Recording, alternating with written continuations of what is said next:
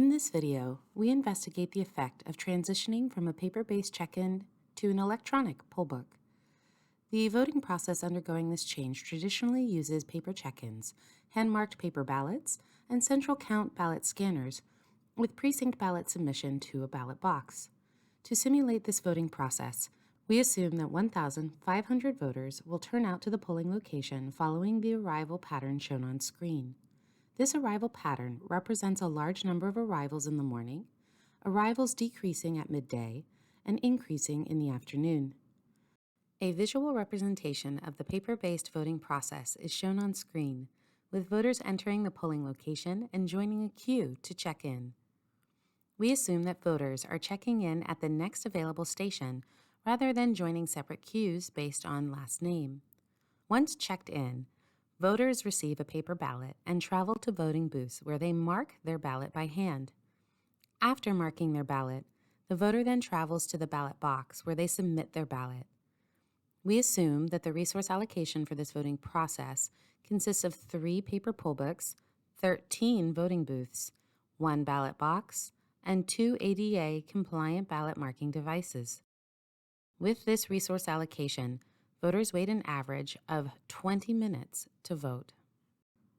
To investigate the effect of transitioning from a paper check-in to an electronic poll book, we must first understand the processing times for each check-in method. The paper check-in step takes voters an average of 1.5 minutes to check in, with a maximum of 32 minutes. A distribution chart of check-in times using paper poll books is currently on screen, which shows the majority of voters taking between 57 seconds and 1.5 minutes to check in.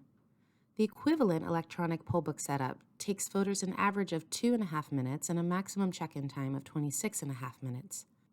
A distribution chart of check-in times using electronic poll books is currently on screen, which shows the majority of voters taking between 1.5 and 2.5 minutes to check in. Comparing these check-in methods, it is clear that the paper and electronic processes differ. These differences may have a measurable effect on voter wait times and require adjusted resource allocations to ensure short voter wait times. Simulating the voting process with electronic poll books in use indicates that the average voter wait time increases by more than 2 hours from 20 minutes to 2 hours and 40 minutes. This increase in voter wait time indicates that transitioning from paper to electronic poll books requires an adjustment in resources. To ensure voters wait less than 30 minutes to vote in a process using electronic poll books, 5 check-in devices must be allocated. This example illustrates that making changes to this common bottleneck of the voting process may affect voter wait times and require additional resources. Understanding these changes is critical when planning elections to effectively serve the electorate. The implementation of new devices and technology may offer benefits to the voting process, such as improved ease of use, security, and the ability to scale for various levels of turnout. Electronic poll books may also be necessary when operating vote centers to ensure that voters only cast one ballot. However, changes in processing times and resource requirements must be considered to ensure that waits to vote are minimized. Additional considerations when implementing new voting equipment or a new voting process include the rate of errors and breakdown rate of the new device.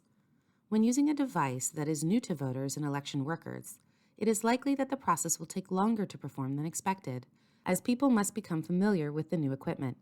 Additionally, different voting equipment may have a higher or lower likelihood of breakdowns that require a poll worker's attention. Understanding the difference between breakdowns and error rates may require observations throughout multiple elections, but this is critical in determining how many devices should be allocated to each polling location. If breakdown rates are higher for a new device, or if breakdowns take longer to resolve, then more devices may be needed to ensure that voters do not face significant waits to vote.